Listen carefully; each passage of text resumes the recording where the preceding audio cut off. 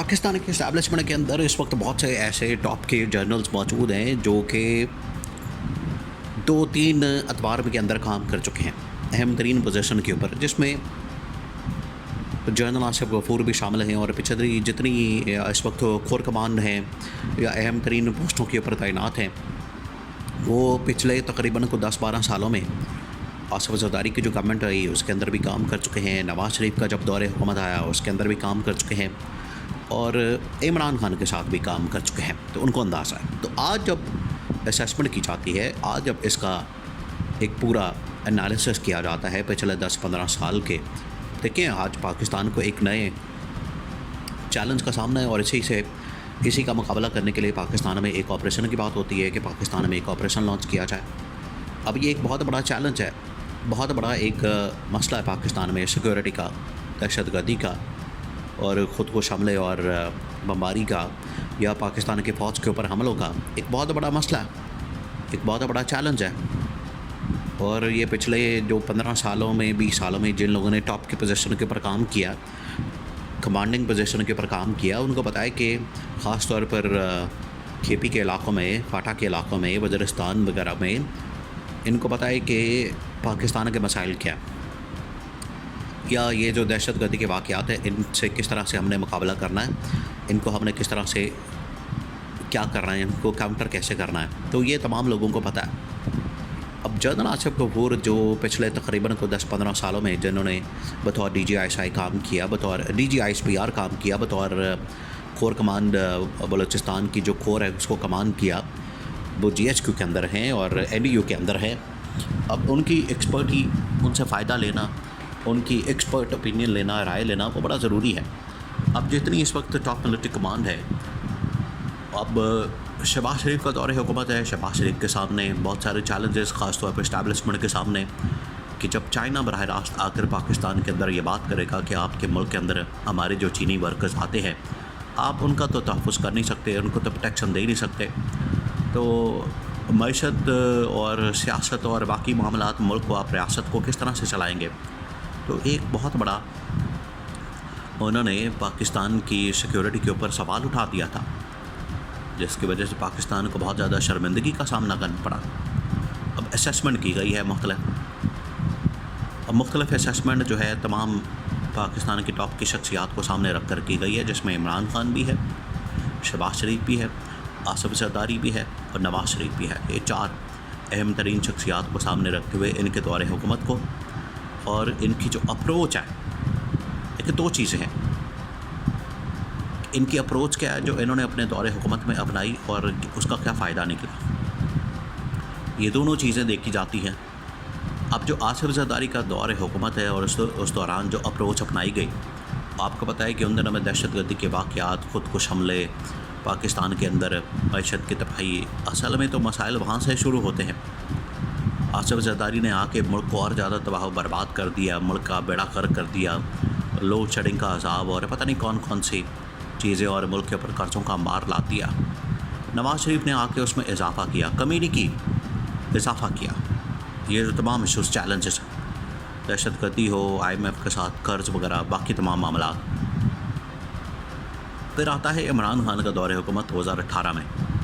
अब ये पूरी असेसमेंट रिपोर्ट है जो प्रचंड की गई है, उसके बुनियाद के ऊपर ही आखिरकार फ़ैसला किया जाएगा, क्योंकि पाकिस्तान अब इस मोड़ पर पहुंच गया यहाँ फ़ैसला करना बड़ा ज़रूरी है। अब आप एक दोराहे पर खड़े हो गए हैं, बड़े नाजुक दौर से गुजरा है इस वक्त मुल्क, अब डू एंड डाई सिचुएशन बन चुकी है। अब आपको कोई ना कोई एक रास्ता अपनाना है, राइट और रॉन्ग का। तो ये असेसमेंट की जा रही है, दोनों की असेसमेंट, आसिफ ज़रदारी की, नवाज़ शरीफ की, दोनों के दौरे हुकूमत की, वो सामने आ गई। अब बात है इमरान खान की। इमरान खान का जो दौरे हुकूमत है वो आपके सामने है। इमरान खान ने आते साथ ही सबसे पहले जो 3-4 बड़े काम किए हैं, एक मईशत को अपने पैरों पर खड़ा करना है, सिक्योरिटी चैलेंजेस उससे निबरत आज़मा होना, उनका मुकाबला करना, और फिर इमरान खान ने ये वज़न दिया कि हम पाकिस्तान की इकॉनमी को पाकिस्तान की सिक्योरिटी के साथ लिंक करें। इकॉनमी बेहतर होगी तो ऑटोमेटिकली सिक्योरिटी बेहतर होगी। ये इनको समझ नहीं आ रही बात इस डॉक्ट्रिन की। शुरू में जनरल आसिम मुनीर ने इकॉनमी को रिवाइव करने के लिए कोशिशें की, लेकिन वो कामयाब नहीं हो सकती क्योंकि आपके मुल्क में स्टेबिलिटी नहीं। इमरान खान ने तो स्टेबिलिटी कायम की, अपनी गवर्नमेंट, अपनी हुकूमत वोटों की ताकत से, आवाम की ताकत से, बलबूते पर कायम की।